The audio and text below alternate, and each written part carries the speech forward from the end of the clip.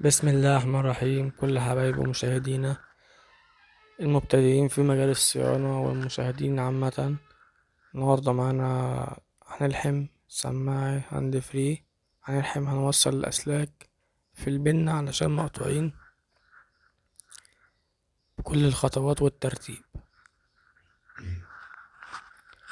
معانا طبعا مكوى لحام، معانا الرزينة بتاعت اللحام، معانا سلك قصدير.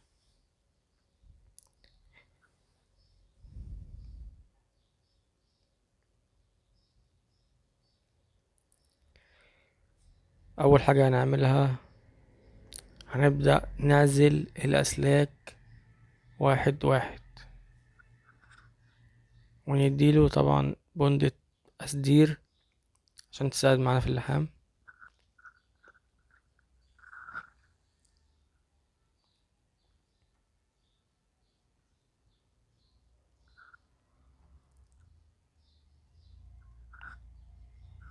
ونبعدهم عن بعض وهما بيتلحموا جزء بسيط بس عشان ما يلمسوش في بعض، واحنا بعد ما نقفل السماعة.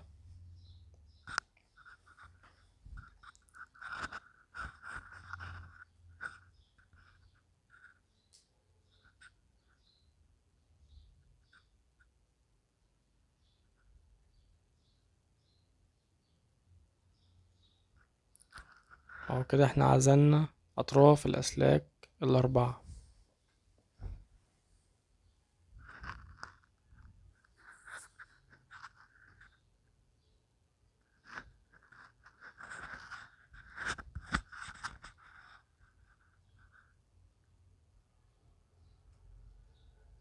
نبدأ بقى ايه، نلحم سلك سلك.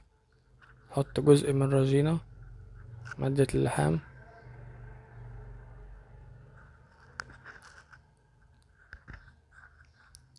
ونثبت البنة علشان ما تتحركش وتلسعنا او تتحرك وتفك الأسدير.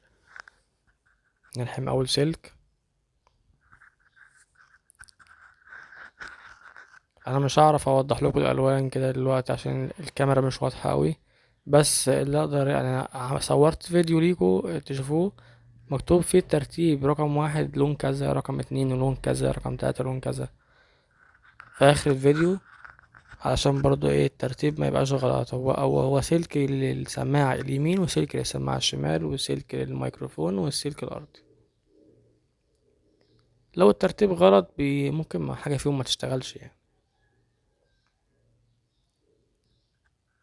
انا بقول كده طبعا للمبتدئين، لان ان معظم الفنيين اللي عندهم خبرة هيبقوا خلاص بقى اتعودوا على الموضوع دوت، ويعتبر يعني حفظوه. كده احنا لحمنا الاربع اسلاك.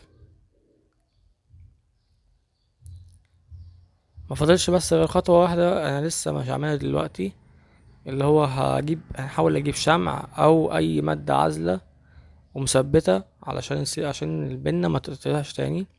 وانا معايا الجلدة بتاعت السماعة سليمة. ممكن برضو نستخدم شرينكات اللي هي بتاعت وصلات الشحن اللي بتحط وتعمل بولاعة، عشان نحافظ على البنة ما تقطعش تاني او تتحرك من مكانها، او سلك يلمس في سلك او كده.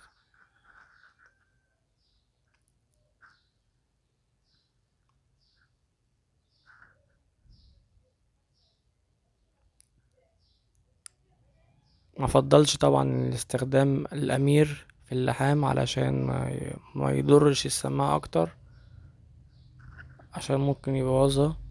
ممكن نستخدم الشمع او اي مادة تثبيت تانية يعني.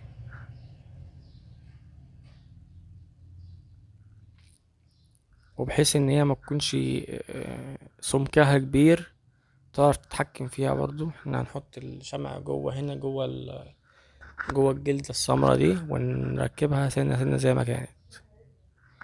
ده الفيديو اللي انا قلتلكوا عليه: توصيل الازرق رقم واحد، السلك الاخضر رقم اتنين، السلك الاحمر رقم تلاتة، السلك الاصفر رقم اربعة.